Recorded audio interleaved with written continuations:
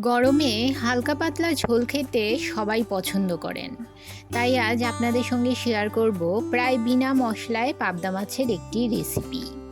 গরম ভাতের সঙ্গে এই রকম একটা রেসিপি হলে আর কিছুই লাগবে না। নমস্কার বন্ধুরা, মনিকাস ফুড খাজানাতে সবাইকে স্বাগত জানিয়ে শুরু করছি আজকের রেসিপিটা তৈরি করতে প্রথমেই একটা প্যানে সামান্য জল দিয়ে দুটো মিডিয়াম সাইজের টমেটো ও 5-6টা কাঁচা লঙ্কা মিডিয়াম ফ্লেমে সেদ্ধ করে নেব। টমেটোগুলো 4 ভাগ করে দিয়েছি যাতে তাড়াতাড়ি সেদ্ধ হয়ে যায়। এবার এতে দিয়ে দিলাম সামান্য পরিমাণ নুন ও হাফ চামচ ভেজিটেবল অয়েল। যে কোনো সবজি সেদ্ধ করার সময় যদি নুন ও সামান্য ভেজিটেবল অয়েল দেওয়া হয় তাহলে সবজির কালারটা পাল্টায় না ও তরকারিতে খুব সুন্দর একটা রং আসে। টমেটো ও কাঁচা লঙ্কা সেদ্ধ হয়ে গেছে। ঠান্ডা হলে এর একটা পেস্ট তৈরি করে নেব। এখানে 300 গ্রাম পাবদা মাছ কেটে ধুয়ে নিয়েছি। এবারে সামান্য নুন ও হলুদ গুঁড়ো দিয়ে মাছগুলো ম্যারিনেট করে রেখে দেব 10 মিনিট।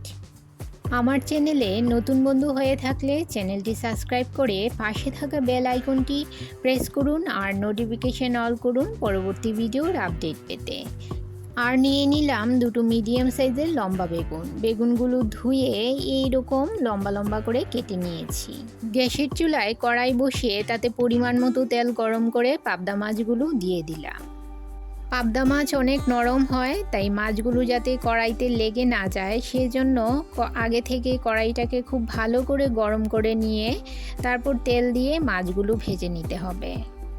পাবদা মাছ বা যে কোনো আঁশ ছাড়া মাছ ভাজার সময় ফাটে, তাই মাছগুলো কড়াইতে দিয়ে লো ফ্লেমে 1 মিনিট মতো রেখে তারপর গ্যাসের ফ্লেম মিডিয়ামে করে মাছগুলো ভেজে নিতে হবে। এপিট ওপিট উল্টে পাল্টে সমস্ত মাছগুলো ভেজে নেব।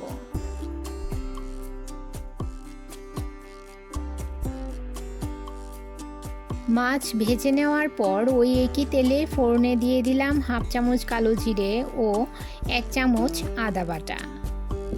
সামান্য নেড়ে নিয়ে দিয়ে দিলাম কেটে রাখা বেগুন। 2 মিনিট মিডিয়াম ফ্লেমে বেগুনগুলো ভেজে নিয়ে দিয়ে দিলাম পেস্ট করে রাখা টমেটো ও কাঁচা লঙ্কা। আর দিয়ে দিলাম 1 চামচ হলুদ গুঁড়ো, 1 চামচ লাল লঙ্কার গুঁড়ো ও স্বাদ মতো নুন। মশলার সঙ্গে বেগুনগুলো ভালো করে মিশিয়ে নিয়ে 2 মিনিট কষিয়ে নেব।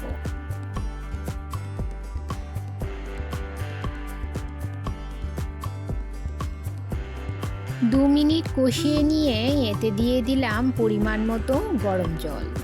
ঠান্ডা জল ব্যবহার করবেন না, এতে খাবারের স্বাদ নষ্ট হয়ে যাবে।